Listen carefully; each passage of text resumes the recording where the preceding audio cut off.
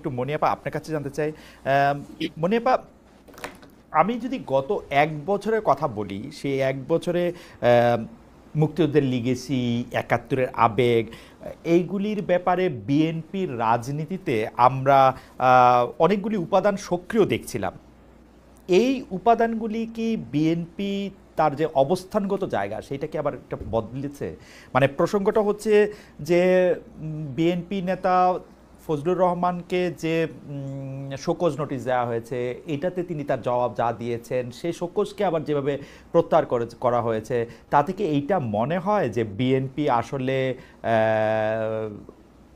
বিশেষ করে মুক্তিযুদ্ধ প্রসঙ্গ, ৭১ প্রসঙ্গ বা জামায়াতে ইসলামের সাথে সম্পর্ক প্রসঙ্গ, এই প্রসঙ্গগুলির ক্ষেত্রে তার যে অবস্থান, সেই অবস্থান একটু বদলেছে। আমি এটা এই কারণে বলতে চাই যে জনাব অ্যাডভোকেট ফজলুর রহমান যে কথাগুলি বলার জন্য শোকজ নোটিশের সম্মুখীন হয়েছেন, আপনি কি আমাকে একটা পার্থক্য দেখাতে পারবেন যে 1 বছর আগে তিনি এই কথাগুলি কোনটা বলেন নাই? মনিয়াপা। জি, আপনাকে ধন্যবাদ। যারা শুনছেন আমার শুভেচ্ছা অভিনন্দন, আমার সহ আলোচককে ধন্যবাদ।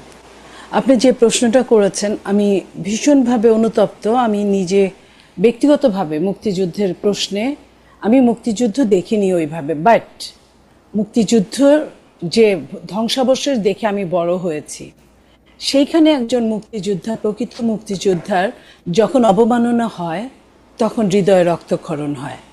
আমি একজন মুক্তিযোদ্ধা, আমি এখানে পড়েছিলাম, একজন মুক্তিযোদ্ধা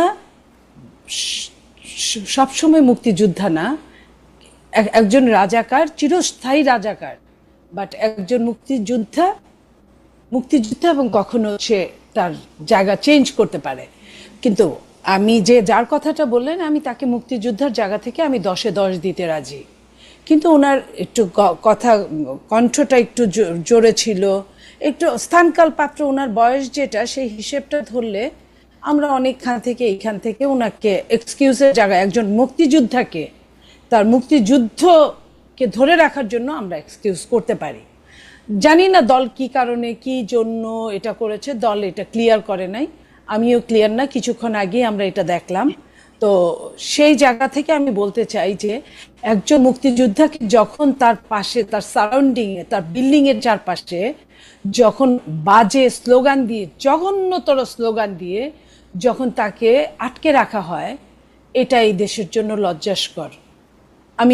আমি যে কোনো জায়গায় দাঁড়িয়ে এই কথাটাই বলতে পারি। তার জন্য বিচার আছে, তার জন্য সে যদি কোনো অন্যায় কাজ করে তার জন্য বিচার আছে, আইন আছে, আদালত আছে। কিন্তু তাকে রাষ্ট্রীয় কোনো জায়গা থেকে বলে না এই মবের শিকার তাকে হতে হবে। আমরা 5ই আগস্ট পর্যন্ত মবকে মব বলিনি।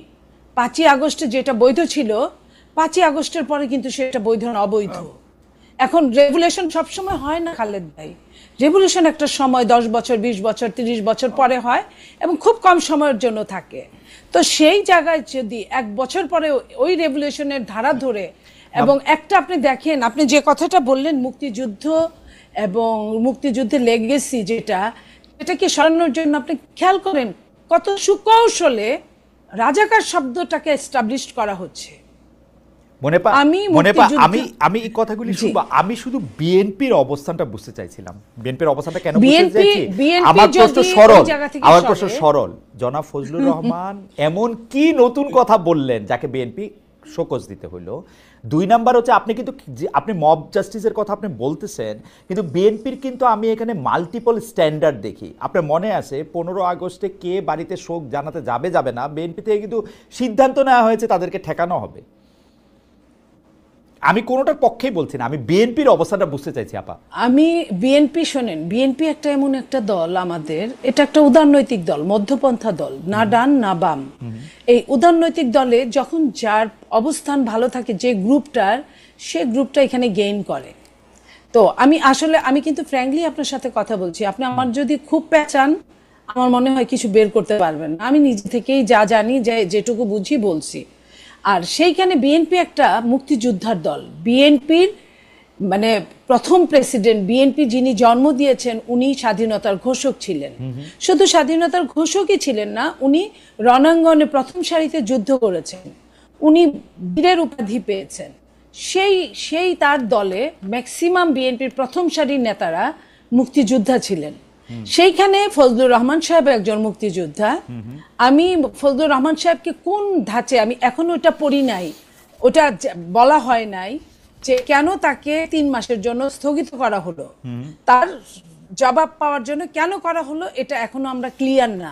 বাট একজন মুক্তিযোদ্ধা হিসেবে আমি লজ্জা পেয়েছি এই কারণে যে একজন মুক্তিযোদ্ধা এবং বয়স্ক মুক্তিযোদ্ধা, ওল্ড সিটিজেন, এই ওল্ড সিটিজেন একজন মানুষকে অন্তত পক্ষে এই জায়গাটায় সম্মান দেওয়াটা আমি হলে দিতে পারলে আমার ভালো লাগতো। আমি এইটুকুই বলতে চাই আপনাকে।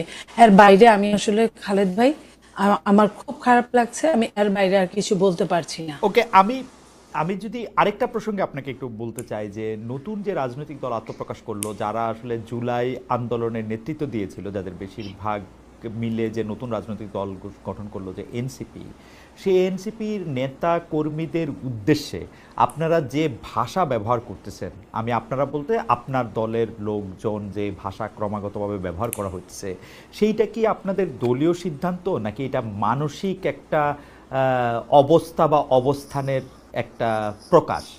মানে আমি বলতে চাই যে মানে এই কথা কিন্তু আমার একদম স্পষ্ট। আপনি যদি কাউকে ফকিন্নি বলেন, সবার আগে আমাকে ফকিন্নি আপনার বলতে হবে, কারণ আমার অর্থনৈতিক অবস্থান। কারণ আপনি কি আমাকে ফকিন্নি বললে সম্বোধন করতে চান? এখন কিন্তু যদি না চান তাহলে ওদেরকে কেন, মানে আমি যদি অর্থনৈতিক অবস্থানের কথা ধরি, অন্য যে কোনো অবস্থানে ধরলে আমি তাদের চেয়ে বেশি ফকিন্নি, মানে এটা একদমই সরল কথা আমার, বা পারিবারিক উত্তরাধিকার, এগুলি যে কোনো কিছু ধরলে। আমি বাংলাদেশের প্রেক্ষাপটে আমি মনের দৈন্যতাকে ফকিন্নি বলতে পারি, হ্যাঁ, কিন্তু কার কতটা অবস্থান, অর্থের অবস্থা আছে, অর্থ হিসেবে আমরা সবাই তো নিম্ন মধ্যবিত্ত বা মধ্যবিত্ত ঘরের মানুষজন। কি আপনি কি আমরা কেউই কিন্তু সোনার চামচ মুখে নিয়ে জন্মগ্রহণ করি নাই। ওই অর্থে বাংলাদেশে 22টা পরিবার ছিল, আর বাইরে কোনো পরিবার যে যাকে ফকুনি বলে, যে যাকে গালি দেয় তার নিজেরকেই গালি দেওয়া হয়। এই ছেলেদের, এই এনসিপির ছেলে মেয়েদের আমি অনেক সমালোচনা করি এবং ওরা আমাদের অনেক সমালোচনা করে, কিন্তু আমি এটা বলতে পারবো না। এই জায়গাটায় আমি সরি, এটা বলাটা, এই শব্দটা এক্সপাঞ্জ হওয়ার মতো শব্দ, এটাকে আমি খুব বেশি গুরুত্ব দিচ্ছি না এবং এটার জন্য আমি আমার পক্ষ থেকে দুঃখ প্রকাশ করছি। আপনাকে অনেক ধন্যবাদ মনিপা।